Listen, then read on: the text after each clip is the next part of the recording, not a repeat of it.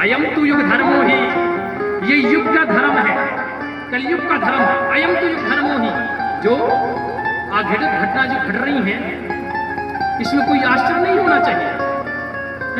क्यों? क्योंकि अयम तु युग धर्मो ही, यह तो युग का धर्म है, कलयुग अपना प्रभाव दिखा रहा है। वर्तते कस्य दूषणम, किसी का दोष नहीं है। सूत जी महाराज कहते हैं कि भगवान बहुत निकट है कलयुग में। अतस्तु पुंडरीकाक्ष सहते निकटे स्थितः, जो पुंडरीकाक्ष भगवान है इसको सह रही है, निकट में है, स्थितः स्थिर है, लेकिन फिर भी कुछ नहीं कह रहे। क्यों? अयम तो युग धर्म ही, युग का धर्म है। लेकिन इस युग में, कलयुग में इतना प्रभाव होते हुए महाराज, कलयुग इतना प्रभाव डालते हुए भी हमको क्या करना है?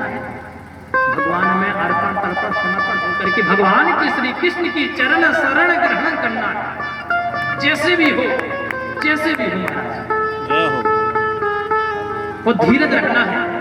बड़ी से बड़ा कष्ट आए, आप पूजा करते रहो भगवान को, हमेशा हर निवेश चिंतन करते रहो, तो वही क्या है? साधीर पंडितो थवा, वही सबसे बड़ा बुद्धिमान है। बोले राधे राधे। राधे राधे बोलने में दो बार बोलना पड़ता है। अरे तेज बोलिए कि अंतरिक्ष तक आपकी आवाज जाए। बोली राधे राधे राधे राधे। जी वही बात। यूसी का सखी तो माताएं और पुरुष वर्ग है। पुरुष वर्ग तो ऐसा लग रहा है कि जैसे हमारा कई दिनों से भोजन ही न किया हुआ। आज एकादशी का व्रत, ध्यान दीजिए, अपनी प्रतिष्ठा को ध्यान देते हुए आपकी आवाज और तेज होना चाहिए। क्यों?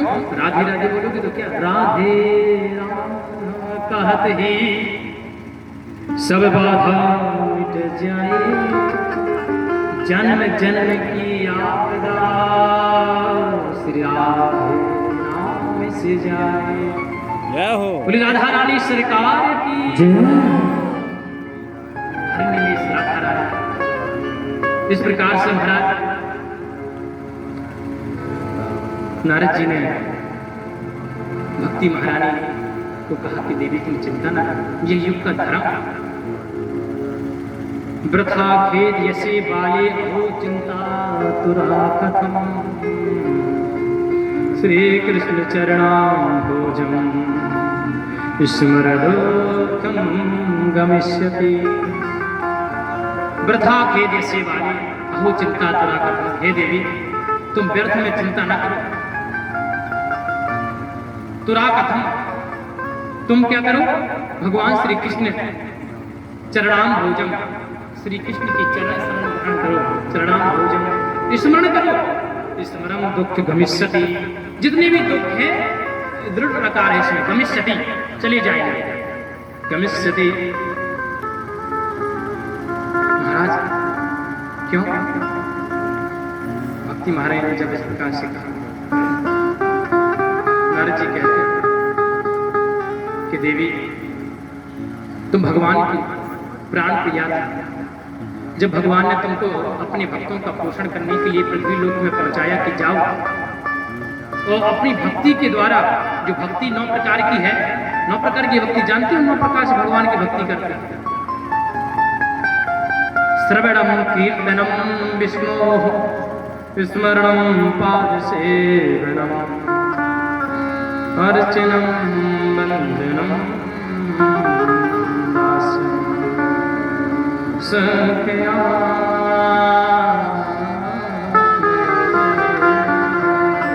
तेज करे।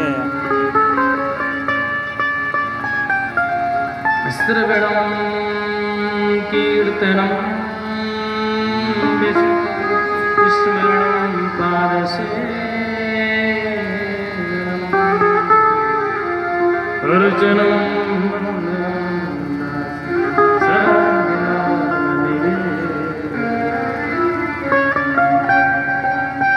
श्रवणम, भगवान की कथाओं का श्रवण करना चाहिए।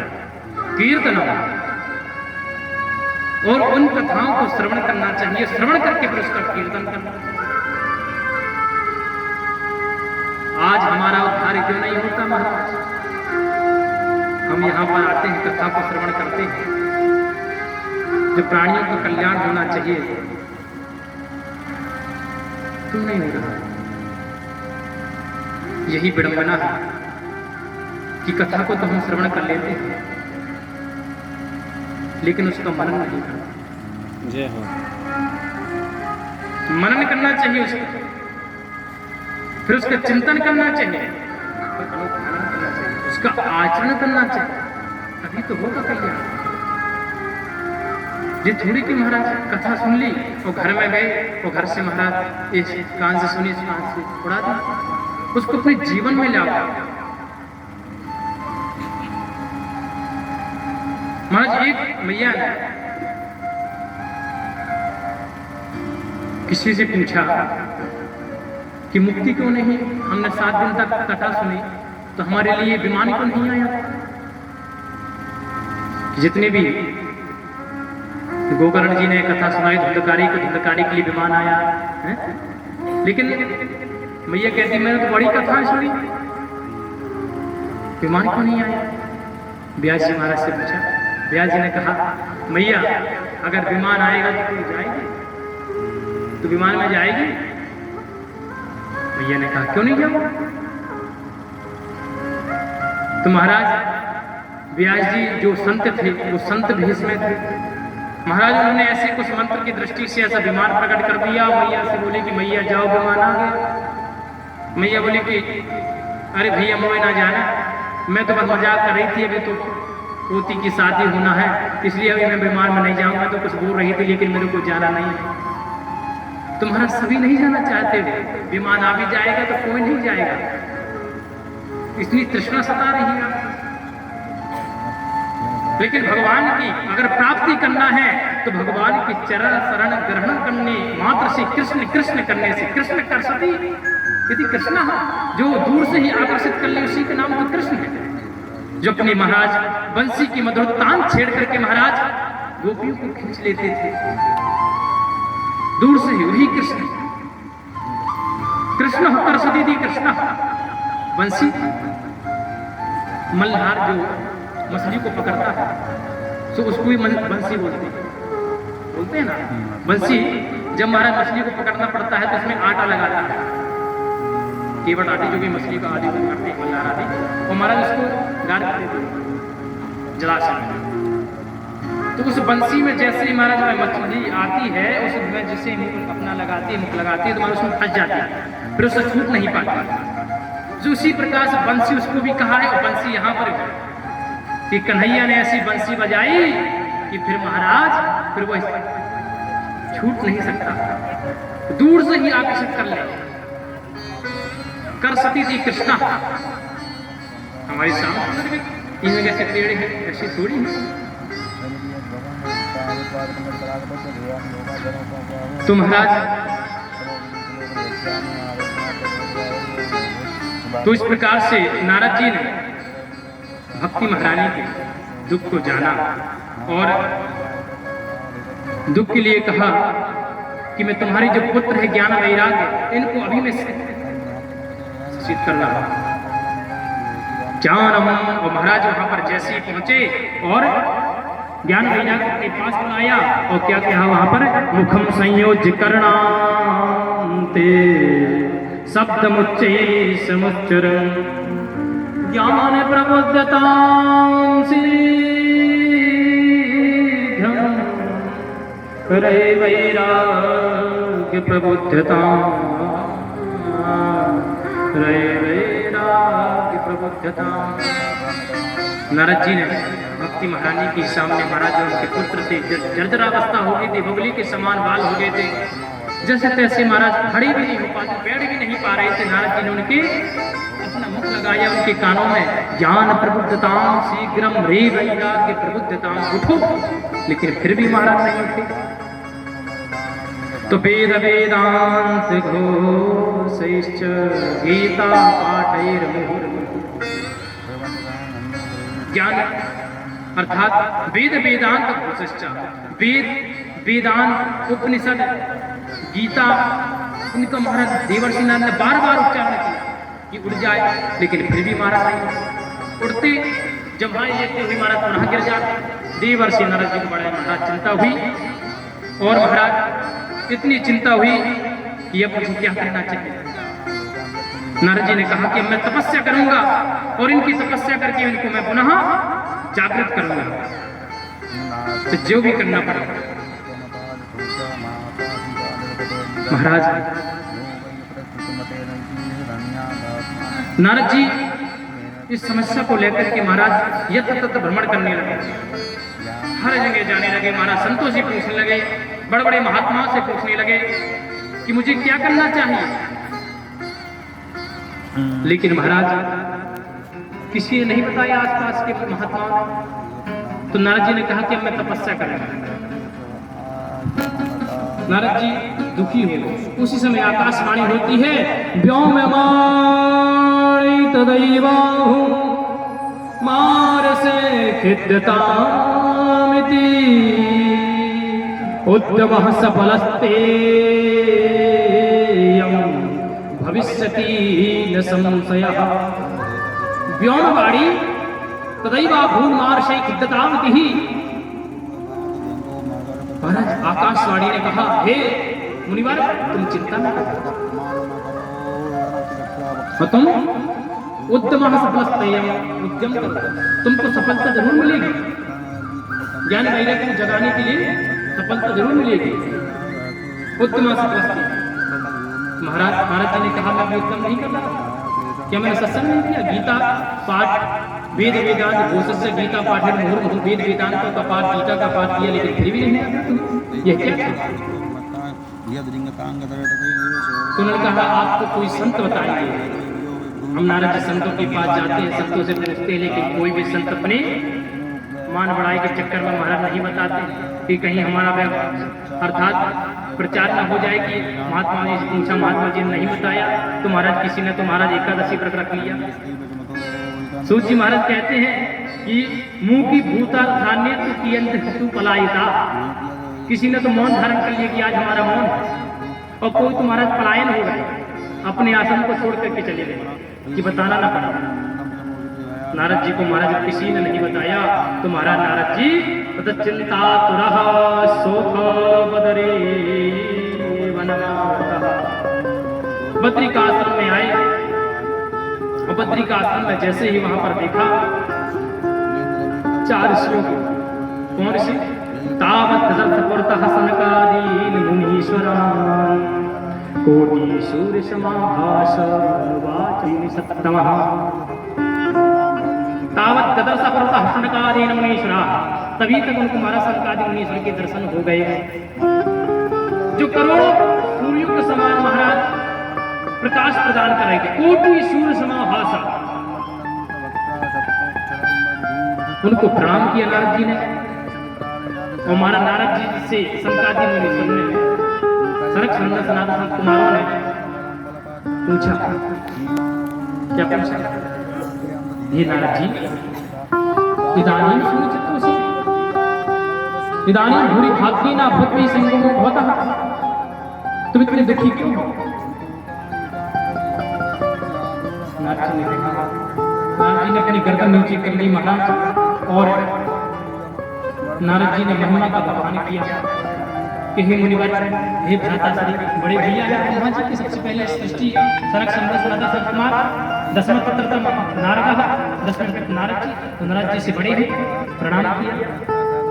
तो भैया इस प्रकार से मैं दुखी हूँ, इसलिए तो आपकी महिमा के लिए तो क्या कहें कि हरि शरणम मेरे नित्यम ये मुख्य वचन। हरि शरणम इस प्रकार का आपका जो नाम है हमेशा आपके मुख में रहता है, इसलिए आपको कभी बात नहीं करता।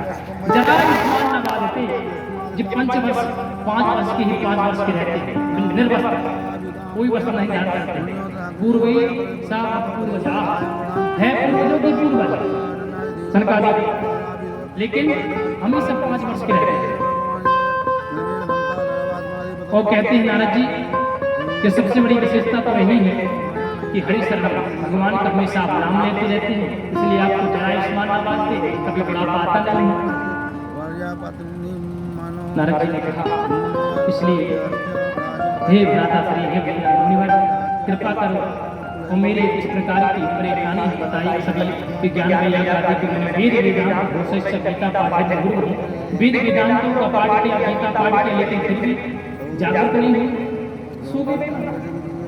तो महाराज शंकराचार्य मां चिंता कुरुदेव हरसं चित्ते समावः उपायः सव्यसाध्योऽत्र वर्तते पूर्वदेवैः। मां चिंता कुरुदेव से, हे देवर्षि न चिंता न करो, हर्ष होकर के प्रसन्नता पूर्वक प्रसन्न हो जाओ। उपाय संसारता आपके पूर्व नहीं, उपाय है इसका पहले से ही स्थित है। नारद जी ने क्या उपाय है बताइए। तो महाराज शंकराचार्य मुनीश्वर ने कहा, श्रीमद्भागवतालापः सद्गीतः सुतादिभिः सत्कर्म सूचको नूनं ज्ञान यज्ञासुतोदयैः। सत्कर्म सूचको नूनं, तुम सत्कर्म करो। कौन कह रहे हैं? शरद कुमार कह रहे हैं। तो नारद जी ने कहा, मैंने सत्कर्म नहीं किया जी। क्या कर रहा था? वेद वेदांत का पाठ किया, गीता का पाठ किया, और तुम कह रही हो सत्कर्म श्रीमद् भागवत गीता सुतादिभिः, तुम श्रीमद् भागवत महापुराण का पाठ करो, इनके लिए कथा कहो, तो पुनः जी ज्ञान वैराग्य जो सोई हुई है जो पुनः कर्म हो जाएंगे। नारद जी ने कहा कि देखो मुनिवर, मेरे को शंका हो रही है कि आपने जो कहा कि जो भागवत है ये सभी भागवत तो वेदों का सार है, भागवत ही वेद है, तो इसमें अंतर क्या है? भागवत को ज्ञान वैराग्य का श्रवण कराया, गीता का पाठ बार सुनाया, देवी जी इनकी महाराज निद्रा दूर नहीं हुई, क्या कारण है इसका? शंकराचार्य ने कहा कि जो भागवत है ना, जो उसी प्रकार से है कि वेदो उपनिषदां साराचाता भागवती कथा अद्युत्तमा ततो भाति पृथग्भूता फलाकृति।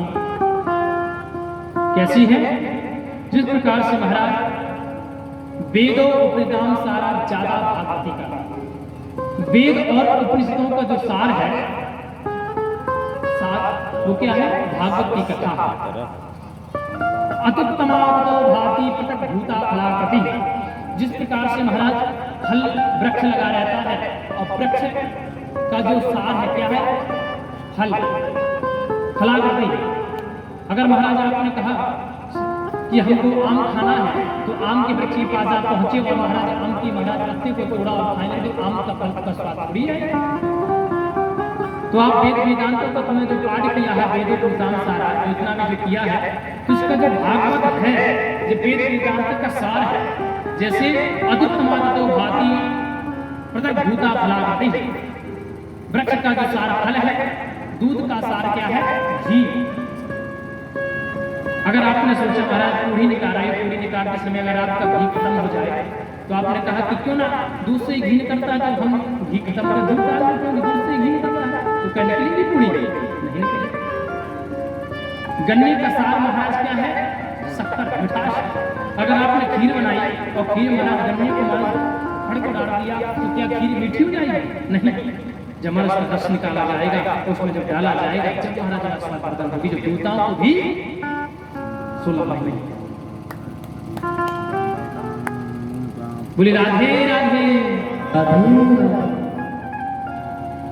इसी प्रकार से वेदों उपनिषदां सारा ज्यादा भागवती कथा, यह जो वेद और उपनिषदों का जो सार है यह भागवत की कथा है। नारद जी ने जब महाराज का श्रवण किया, नारद जी के नेत्रों से आंसू बहने लगे। का धन्य है मैं जिसकी खोज में कहां भटका, आज आपने उपाय बता करके बड़ा कार्य किया। वो महाराज महिमा का बखान करने लगे। वहीं पर नारद जी क्या कहते हैं? यद दर्शनम च मुनिहंत शुभानि सद्यः श्रेयस्तनोति भवदुःखितवार्तितानां निःशेष शेष मुख गीत कथैक पाठा प्रेम प्रकाश कृतये शरणं गतो यद दर्शनम जब हम स्वभाव सत्य हे नारद जी कह रहे हे मुनिवर, जिनके दर्शन करने मात्र से जितने भी अशुभानी, जितने भी अशुभ है वो नष्ट हो जाते हैं। श्रेयस्करोति भवदुःखितवार्ता निःशेष शेष मुख गीत कथैक पाठा प्रेम प्रकाश कृतये शरणं गतो। जिस नाम से आपकी प्राप्त हो जाती है मैं आपकी चरण शरण करता हूं। और महाराज यहीं पर महिमा बखान करते हुए कहते भाग्योदये भवजन समर्चितेन सत्संगम चलते पुरुषो यदा अज्ञान हेतु कृत मोह मदान्धकारानां विदाहि ततोदयते भाग्य जब हमारे हृदय हुए हे मुनिवर तभी आपके दर्शन हुए हैं और दर्शन होकर किसी संग की प्राप्ति हुई है। सत्संगम चलते पुरुषो यदा और अज्ञान अंधकार अज्ञान है कि तो मोह अंधकार अज्ञान के अंधकार में पड़े हुए हैं तो नासम विदाय तो दैते विवेका इसको नष्ट करके अज्ञान अंधकार को विवेक की क्या करते हैं। तो महाराज नारद जी के कहने पर नारद जी ने कहा कि हे मुनिवर अब आप ऐसा कोई स्थान बताइए ज्ञान अध्ययन करिष्यामि सुख शास्त्र पदोज्वलम भक्ति ज्ञान विरागाणां स्थापनार्थं प्रयत्नतः प्रयत्न पूर्वक मैं ज्ञान वैराग्य को स्थापित कर रहा हूं, इसलिए आप ज्ञान यज्ञ का अनुष्ठान कर रहे हैं। ज्ञान यज्ञ महाराज जो होता है ये भागवत जी भागवत कथा कुछ साधारण है। अभी आपको बताया जब प्रभास क्षेत्र में भगवान श्री कृष्ण पृथ्वी लोक को छोड़कर के स्वधाम को जाने लगे तो उद्धव जी की आंखों से महाराज आंसू बहे का प्रभु आप स्वधाम को छोड़ जा रहे हैं, अभी तो आपके दर्शन आपके स्मरण करने मात्र से जीव के कल्याण हो जाता है, जीव का कल्याण हो जाता है। लेकिन जब आप चले जाएंगे तो फिर पुनः अधर्म मित्र धैर्य मानता पुनः अधर्म में आ जाएगा। फिर जो व्यक्ति है ये किस शरण में जाएगा, पुनः कहाँ हो जाएंगे। भगवान श्री कृष्ण ने कहा उद्धव तुम चिंता न करो।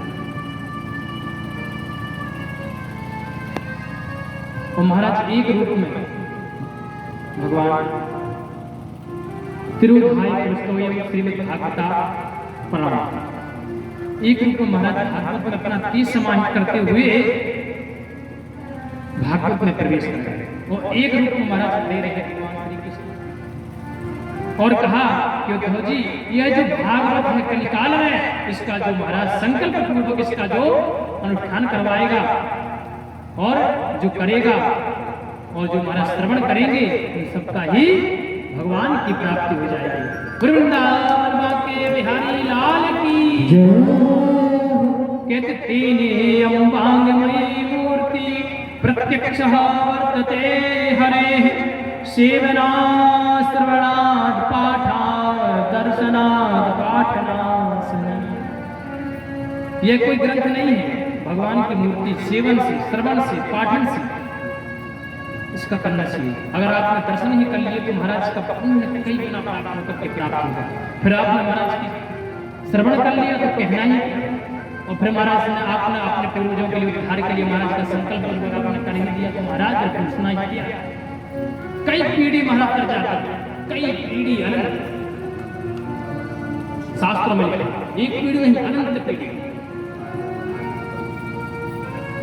जो छोटी छोटी गलतियां हो जाती है हमसे तो प्रेत आपके घर में निवास करते हैं, बाधा हमको मालूम नहीं होती, तरंगे होती है।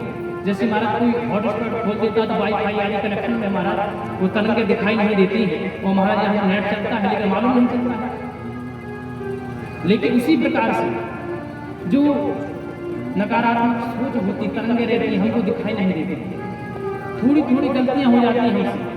उदाहरण के लिए कैसे गलती हो जाती है आज महाराज व्रत चल गया, माताएं घरों में भोजन बनाती हैं, आटा बचता है, आटा को जो बच जाता है महाराज लगा हुआ आटा, जितना रोटी बनी फुलके बना करके महाराज करवा दिया, और जो भी बचा तो फ्रिज में रख दिया, और फ्रिज में रख दिया तो महाराज फिर वो क्या बन जाता है, पिंड बन जाता है। और पिंड किसका भाग रहता है, प्रेतों का भाग रहता है। फ्रिज में रख दोगे आटा तो वह पिंड बन जाता है, जिससे महाराज भूत प्रेत पिशाच आदि महाराज आक्रमण करते हो, फ्रिज में जाकर के उस आटा में लग जाता है। फिर आप उसका महाराज सुबह जाकर के फिर उसको बनाते हैं, बिना पान करते हैं। तो नाना प्रकार के क्लेश, नाना प्रकार के महाराज दुख आते हैं जीवन में, थोड़ी थोड़ी ये यहाँ होता है। इसलिए कभी भोजन बनाओ तो जो आटा है ना उतना ही लगाना चाहिए जितने से भूख की विदा हो जाए, निवारण हो जाए। ऐसा नहीं कि खट्टा मार दिया तो महाराज चारों चीज बनाई और जो बच जाता फ्रिज में रखा है, क्योंकि वो पिंड बन जाता है। इसलिए सावधान, थोड़ी थोड़ी वो महाराज पंच पाप हो जाते हैं ग्रस्तों में, झाड़ने से छोटे छोटे कीट मर जाते हैं, घट जहाँ बर्तन रखे जाते छोटे छोटे जीव वहाँ मर जाते हैं। भोजन बनाते समय महाराज चूल्हे में भी छोटे छोटे से जीव मर जाते हैं, पाप। पोखरी में महाराज जब आटा कहीं से आता है उसमें भी जीव मर जाते हैं। ये 5 पाप की नित्य वृत्ति होती है ग्रस्त में, लेकिन इन 5 पाप के निवारण के लिए पंच यज्ञ नहीं बताए गए कि नित्य प्रति महाराज वैष्णदेव करो, अतिथियों का सम्मान करो, अतिथि देवों का देवताओं का सम्मान का स्वागत करो, यज्ञ करो। ये छोटे छोटे नियम बताए जिससे आपको जो पाप नहीं लगे, जो आज भी करते हैं ध्यान देने में।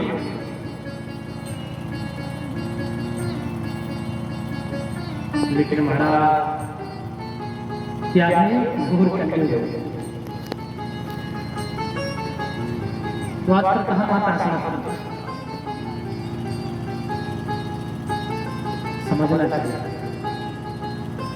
जो हमारे किचन है, जहाँ भोजन रसोई है, रसोई में महाराज अभी तक सीमित रखना चाहिए, कभी चप्पलों को अंदर प्रवेश करके नहीं जाना चाहिए। भोजन बनाए शुद्धतापूर्वक बनाए। सबसे पहले जो भोजन बनाए वो भगवान को भोजन लगा कर कहीं पाए, फिर इसके बाद खुद पाए तो प्रसाद बन जाता है। इसीलिए लेकिन महाराज आज की माता तो कहते हैं घर की चप्पलें हैं जो हमारी, हम पैसे देते हैं। बाहर की चप्पलें जो होती है ना, जो हमारी अलग है महाराज जी, बाहर की जो हम उपयोग करते हैं बाहर अलग करते हैं, और जो अंदर की है, अरे चप्पल तो चप्पल है, जूता ही जूता ही, ऐसा थोड़ी होता है। इसलिए सावधान, झूठे भोजन नहीं करना चाहिए। नकारात्मक जो भी खराब विचार आते हैं, थोड़ी थोड़ी चीजें दुनिया से महाराज इतना बाधाएं आ जाती हैं कि आप जानते भी नहीं। अगर माता अगर चाहे, माता चाहे तो महाराज धर्म जो टिका हुआ है माताओं से टिका हुआ है, प्रत्यक्ष धर्म जो टिका हुआ है माताओं से टिका हुआ है।